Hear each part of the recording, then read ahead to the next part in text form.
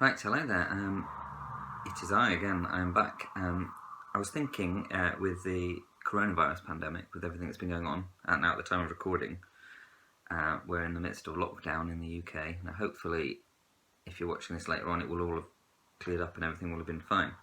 But for the moment, we're in lockdown. So I thought, how can I entertain people to the best I can whilst being in lockdown? So I thought, what I'd do is something I hadn't thought of for a while, is start reading through some of my short stories.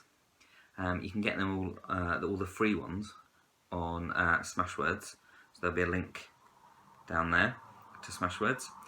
But yeah, now because they're short stories, I can probably do them in a couple of parts, a couple of videos. So I thought I'd start with my first ever short story that I wrote and published online, which is called Super Lizard Begins.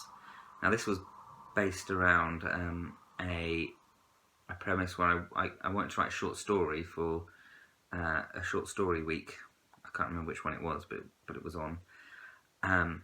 So I put in, I went online and put in a random generator, and it came up with a packet of crisps, a superhero, and a lizard. And I merged them all together to make a story all about how this superhero called Super Lizard basically began his life. So I'll do this in a couple of parts so the videos aren't too long. But so here is part one of Super Lizard Begins. Oh, before we go, I'll ahead with that. I'll show you the front cover, which looks like this.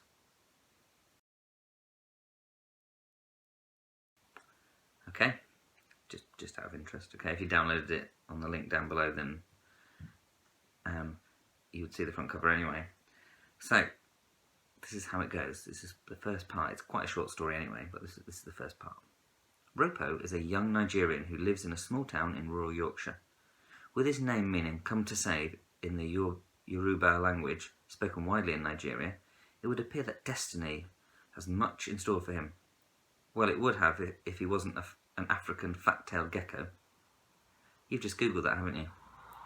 He did, however, have a chip on his shoulder. It was not fat, it was big-boned. This is the start of his story, the first steps in moving from a small cog in the world to something more than he thought he would ever be. As with many superhero stories, Ropo was walking through a toxic dump in between large drums painted bright red, each full of hazardous liquid. As with many superhero stories, no one knew why he was there. A few hours ago he had been sitting in his dimly lit glass tank, nibbling on his favourite treat of waxworm. As with many superhero stories, no one knew how he had even got there. Ropo thought he must have eaten a bad cricket or something. The thing about these stories is not to think. Let them happen. Stop thinking the events could never be and get into the story.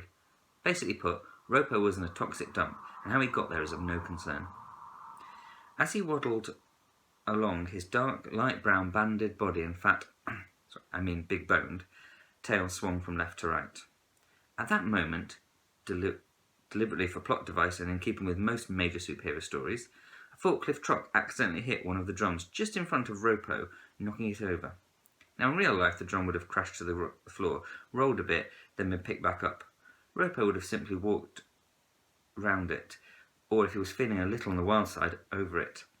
But in all good superhero stories, people working at toxic dumps seem to have the inability to put lids on drums correctly, and this tends to lead to spillage, which tends to lead to people getting covered in toxic waste, which tends to burn and do generally not nice things to your skin.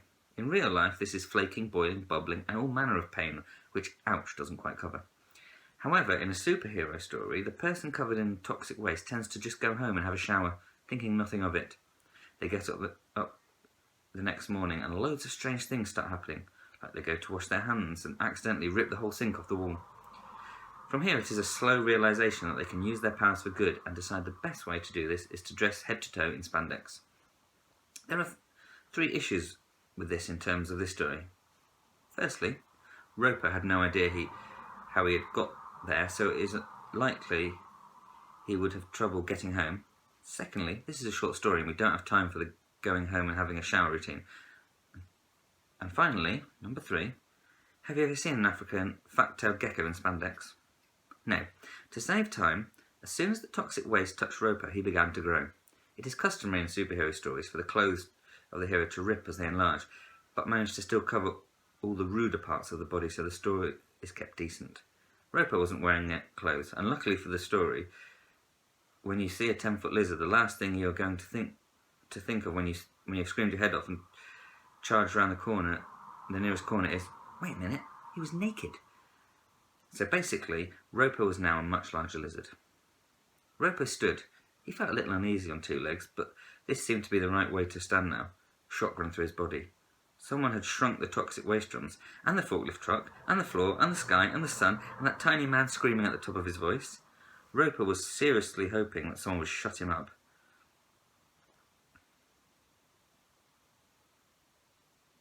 Instinctively, Roper's arms, he had some of them now, where his front legs should have been, shot to his ears and his eyes closed.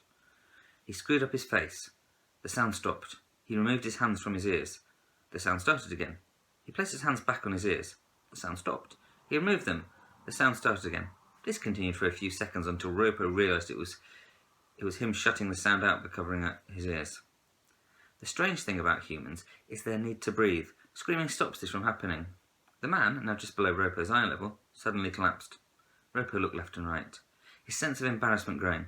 Lizards don't really smirk, but for some reason Roper found the ability. Maybe it was the toxic waste again. As he shifted nervously from side to side, his face seemed to say, I didn't do that. And there we go. That's part one of the story. I will post a little bit later. Not today, probably, at the time of this video, but I'll post later at the next part of the story.